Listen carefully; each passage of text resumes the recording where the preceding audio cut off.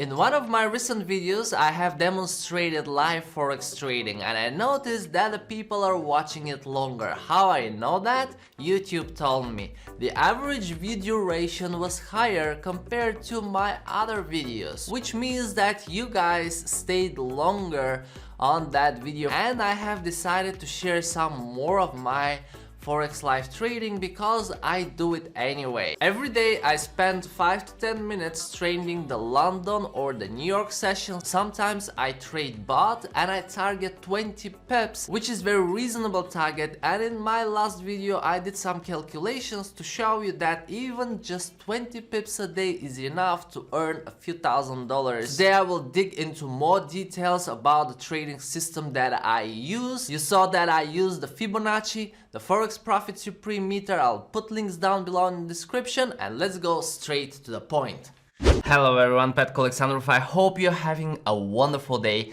and I continue with more live trading. Right in front of me I have the 6 pairs that I'm focusing during the London session. This is Euro Aussie, Euro New Zealand, Euro CAD, Pound Aussie, Pound New Zealand and Pound CAD. Now what I have placed as well is the point where the market has opened. So I put one vertical and one horizontal line right at 10 a.m. my time, which is 8 a.m. UK time. So I know how the market did after the opening. For example, you can see that Euro Aussie went up, down, and then it did a fantastic move. Pretty similar with Euro New Zealand, Euro CAD. You can see that pounds being above the opening level. And same thing here with Pound New Zealand. If I zoom out, and you can see that Pound CAD just did a huge retracement. However, the Forex Profit Supreme meter shows that Euro is the strongest currency against the others. So I'm focusing on Euro Aussie, Euro New Zealand and Euro CAD, and I'm waiting for that first move to be over so I can hunt for the retracements, right? I'm using the Fibonacci, so I will draw it right from the top to the lowest point right in here, and I will do the same thing for Euro New Zealand right from the top. So you can see that with Euro Aussie we have already some retracement, but with Euro New Zealand not yet, it's just starting now. And let me do it as well for Euro CAD. Okay, I will grab the Fibonacci and here it is. Actually, Euro CAD already retraced to the 61.8 and nearly 50 because there are 3 pairs and it's hard to decide which one to go for. I will just trust the Forex Profit Supreme meter, which shows that Euro New Zealand is the one that is the most bullish from the 3, and then it's Euro Aussie, then it's Euro CAD. Okay, so with Euro New Zealand I will put a buy limit order right in here at the 61.8, and I will do the same thing for the Euro Aussie. Here we go. And because these 2 are the most bullish ones in the Forex Profit Supreme meter, I will stick to those. Okay, now if Euro CAD goes above one of the 2, then I will take the retracements, and you can see that it's already at 38.2 nearly. You can see that right now Euro CAD is already above Euro Aussie, so definitely I will put a pending order right at the 38.2. Actually the price is already in there, but let's see if the order will be executed. And because the 23.6 is very close, what I will do, I will put one more buy limit over here and I will go for the 23.6. Okay, and then I will just put in case buy limit orders in the Euro Aussie. Here we go, and with the Euro New Zealand.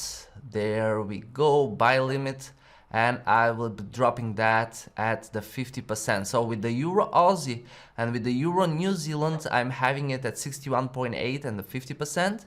And because Euro CAD already did a bigger retracement, I'll put it on 38.2 and 23.6. Okay, so if I go to trade, you will see where the pending orders are right in here, and they are in green because the price is really close to these pending orders. Alright guys, so I continue the video just in a few minutes time because it's a lot of movements on the market.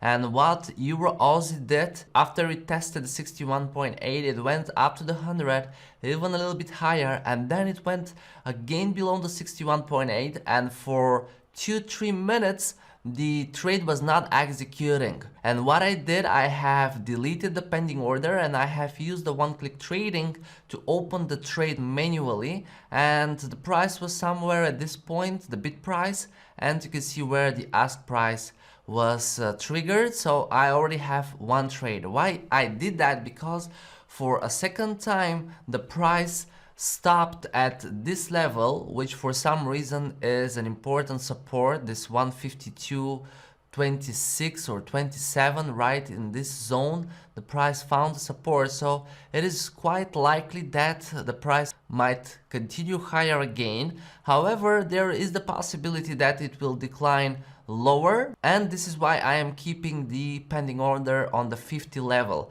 But I triggered the 61.8 manually one more time because if the price continues higher, I don't want to miss that trade. And because I'm already into Euro Aussie, I will just remove the pending orders from Euro New Zealand, Euro CAD, and I will keep it into Euro Aussie. That's the asset I'll be focusing on today. Now what I will do, I will put the stop loss and the take profits. I'll hit on modify or delete order. Make sure you put your stop loss or take profit right after the trade is executed, because sudden moves might exceed the levels where you want to put your stop loss and take profit. So as I said, stop loss is right below the initial move. The bottom is at 152, so I will put it at 151.95. okay, 5 pips below the lowest point after